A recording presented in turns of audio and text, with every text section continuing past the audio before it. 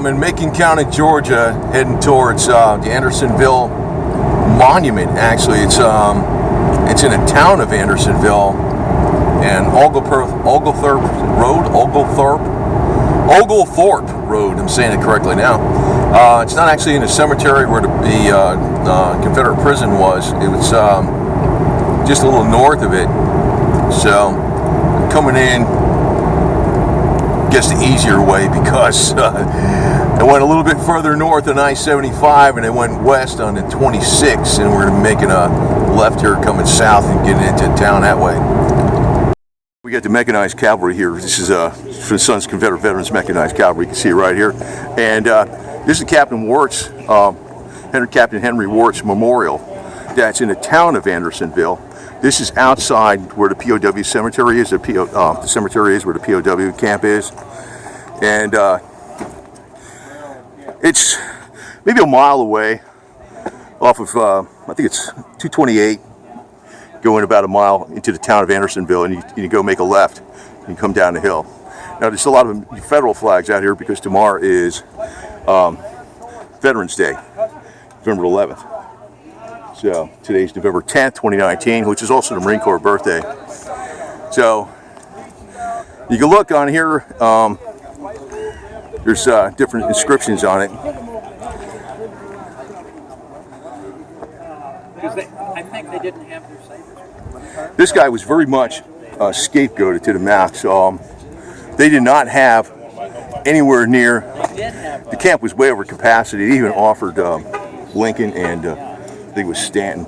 Stanton's a war criminal. Union Stanton, the war criminal Stanton. They offered him to take the prisoners, the Union prisoners, out of the camp. Just take them, because they couldn't feed them, and they would have left them there because they knew they would die, which would have been great propaganda for the northern side. Say, look how evil the South is, you know. Discharging his duty with such humanity as the harsh circumstances of the times and the policy of the foe permitted. So in other words, Sherman was going around the countryside, tearing up everything, destroying all the food, destroying all the transportation that could have even brought the food in or any supplies. And you know, the Confederates themselves were starving too. It wasn't just the POWs, the guards were starving. Captain Wirz became the last victim of the misdirected popular clamor. He was arrested in time of peace while under the protection of parole, tried by military commission of his service, which he did not belong, and condemned to an ignominious death. And you know, they actually carved his body up and took him all around, pieces of a body around the country. That's how horrible it was.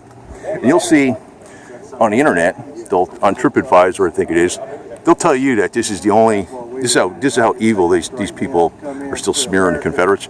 They'll tell you that it's the only memorial dedicated to a war criminal. That's what they'll tell you. On these people just pick up some, you know, chimes of which way the wind blows, and that's how they go ahead and go with it.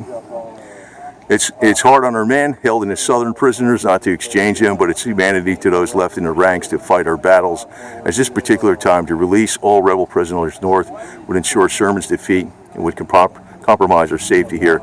So, actually what was going on at the same time in Elmira, New York, they called it Hellmira. I actually have a video on it, I'll point to it after this, that the camp actually had plenty of food, and they were deliberately starving the Confederate POWs.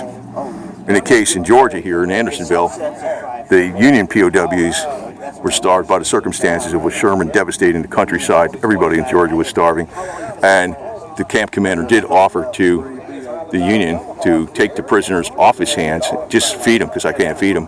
And they didn't accept it because they knew that they died for starvation. It would be great propaganda for the northern newspapers to smear the South more and why we fought the war and all this kind of garbage. You got to justify the war with something. History repeats itself. So.